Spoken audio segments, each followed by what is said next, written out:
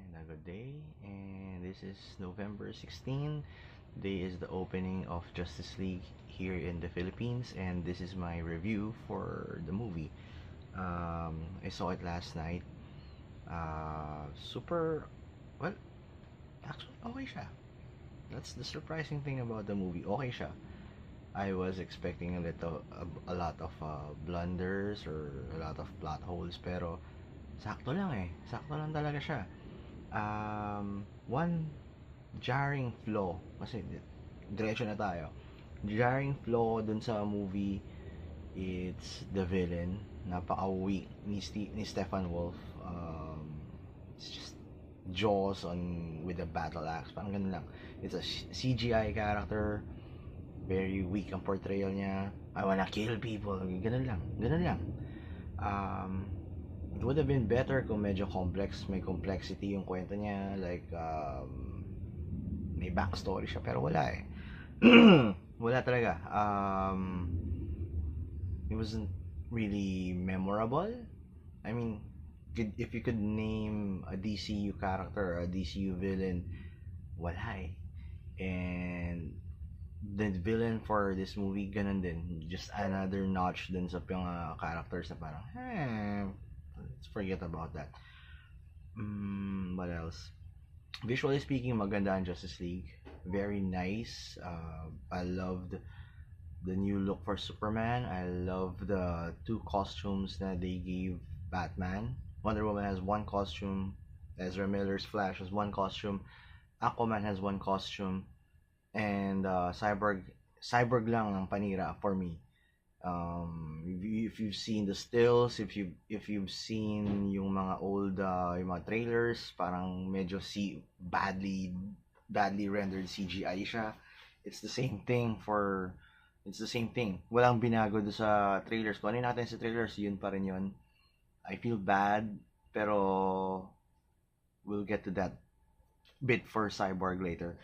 You also have to consider for this mini review yung pacing ng movie and yung flow. Yung flow, it's halata na nagpalit ng director somewhere in between. If you don't know the story, Zack Snyder, the original director for Justice League, he kind of stepped down. Patapos na yung movie, editing process na. Because sad to say, his daughter passed away, or committed suicide. So he wanted to distance himself muna, recover muna siya with his family. And it's the same. And then DC or Warner got Josh Whedon to finish the movie. So at that point, marami ng reshoots na nangyayari, or slated na yung marami ng mga hinihintay na reshoots. So yun yung nangyari. He took over for that part. Tapos Henry Cavill was already shooting Mission Impossible, the new Mission Impossible. He came back in as Superman, pero may bigote siya, and it's in his contract na hindi niya pwedeng ahitin yun because he has to maintain his bigote for the movie. So digitally rendered or digitally shaved siya sa Justice League. And my point here is that makikita mo kung which part of the movie yung original under Snyder. Makikita mo rin yung parts doon sa narrative na parang may pagka-Avengers to kasi it's Whedon. So yun, medyo hindi naman sabog-sabog, pero how do I put this? Kita mo, halatang halata. It's just like the same with Rogue One, na parang ang dami nilang halataan mo na agad kung when you have a feel for the story, when you have a feel for the movie, mahalata mo na agad na ito na yung bago, ito yung original, ito yung bago. And yan yung pero it's not a problem. It's not a problem per se. And I think Justice League is a good comic book movie. It's not running for Oscars. CBMs never were running for Oscars. Swerte na lang kung may napanalo na sila. Kung wala, okay lang. They make millions of money. They make millions of dollars anyway. Oh, let me see. There's also, well, wala naman, character-wise, may explain naman nila kung bakit bago na yung outlook ni Batman sa movie. They've had two movies to kinda sway him towards why he's doing this now. Wonder Woman, ngayon lang nila ina-address yung mga issues niya. Kasi sa BVS, nandun lang siya to fight. Sorry. Nandun lang siya to fight Doomsday dun sa pangatlong act ng movie. Dito, after Wonder Woman 1, the first Wonder Woman movie, flesh out na nila. At least may backstory or at least may narrative na kung bakit ganun siya umact sa mga tao and why she hasn't resurfaced since Wonder Woman movie or the first Wonder Woman. I won't spoil, pero it's got something to do with the Chris. All right. Uh, Ezra Miller. Ezra Miller was really really good. I love this character. Maraming nagdi-dismiss sa kanya. I never doubted for a second with the casting for Ezra Miller. He was really fun. Siya yung geek na nagiggeek out sa lahat ng bagay dun sa movie. And yung mga points na hindi ko na pwedeng spoil. Pero maraming magandang moments sa kanya and highlights when it comes to comedy, yung scene niya with doing battle with somebody. All right. We also have let me see, visuals. You know, ini-expect ko yung Nightcrawler ni Batman to have a significant amount of screen time. Or at least yung flying fox, pero wala eh. Sayang. Would have loved push. It would have been good as a way to push for the merchandise. Ano pa ba? I miss anything.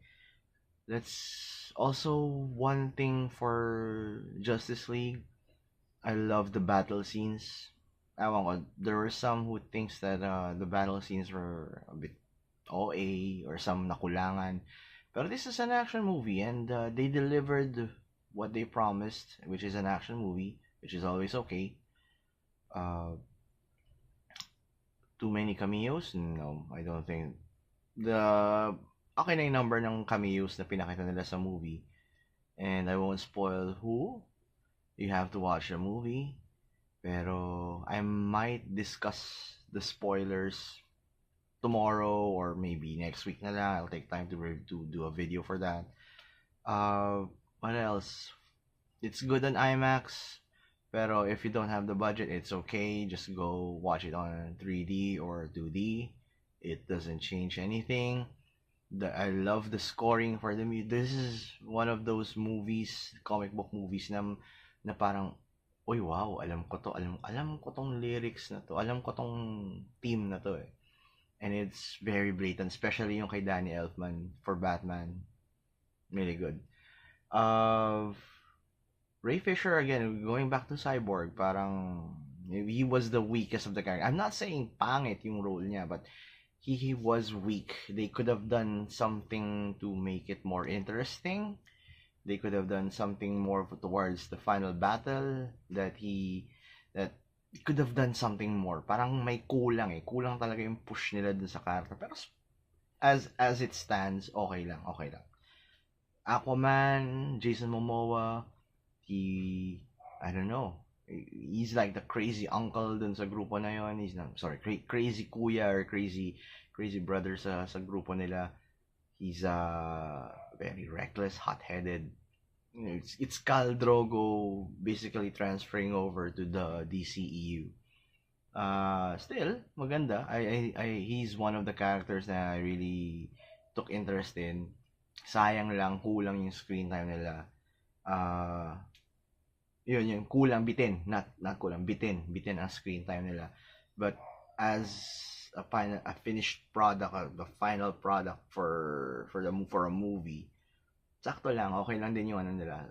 So, what I'm trying to say is that Justice League, it has a lot of flaws, it has a lot of things to work on, pero it's very important to also note na nakikinig na sila sa mga audience sila. Uh, people are smiling in the movie for once. Justice League and Suicide Squad, they barely smiled. Pero this one has a lighter tone. Somebody, or sige na, fine. Superman has a better costume. Now, medyo it reflects what they want in the movie. Jokes are there. Some will pass you by. Some magigets mo. Some you have to have comic book information or comic book references to really get it. Pero okay lang naman. I wouldn't really go out and wow, nothing like that for Justice League. It's more of a yay, yay, they did it. Pero if you ask me kung i-scale nyo yung movie from all the DCEU movies that have already been shown, Wonder Woman pa rin ang una sa akin. Secondly, yung totong Justice League na to. Yun, that's probably it. Kung mahalata nyo, medyo hindi ako makabuelo, or hindi ako makabuelo, because there are a lot of spoilers, and it would have been a really good video kung makakapag-spoil ako, pero since hindi nga muna, under the request of Warner Brothers, quiet na naman ako for now. Yun lang. If you ask me recommend or not recommend, I would recommend Justice League. It's a good movie. Don't expect too much. Kasi magagalit na naman kayo. Kayo kasi mga fanboys kayo, ang hirap nyo rin i-please eh. If the studio gives you a movie that's very lighthearted and fun, like Thor Ragnarok, magrereklamo kayo because it's dark, it's too much battles. And then if they give you something very serious, magrereklamo kayo. So, again, wala pa, well, except for the Avengers, the first Avengers movie, I guess siguro that really put the benchmark on team movies or comic book movies. Pero, so far since then, wala pang nakaka-hit ng high notes when it comes to middle ground na matutuwa lahat. And again, Justice League is one of those movies na hindi pa nila nahihit yung gusto nilang target. Pero, it's a good popcorn muncher. Sulit naman yung pera nyo. You'll see a lot of great moments for the team. Batman is once again, or Ben Affleck is once again showing why he's the legit, the OG, or he's not the OG, but he's the legit Batman now. And it's really going to make me sad when he leaves the movie. There are currently a lot of rumors na umiikot. They say na he's finding a way to exit the DC movies. Ayoko, it hurts kasi he's really done a great job. Maybe he's just pissed off na people are keep asking him kasi makukulitan din yung tao, I guess. I don't know. Pero thank you for watching my very short, no, it's not really short, it's already 13 minutes long, my short video review for Justice League. And I hope that you get, or I hope you read my written review. Medyo mas mahaba yon. Again, I would love to talk about this with full spoilers ahead, and daming nagrereklamo. So I guess I'll just give time until probably the people in the US get to watch the movie as well, and then let's do a spoiler review. Dun pwede ako makahataw. I will probably have a lot of notes for then, and then also would probably have more time, and I'll get to watch a second viewing or a third viewing of the movie. And yeah, that's pretty much it. So if you ask me the score I would be giving for Justice League out of 10, and this is the same thing that will be appearing on my website, it would probably be a 9 out of 10.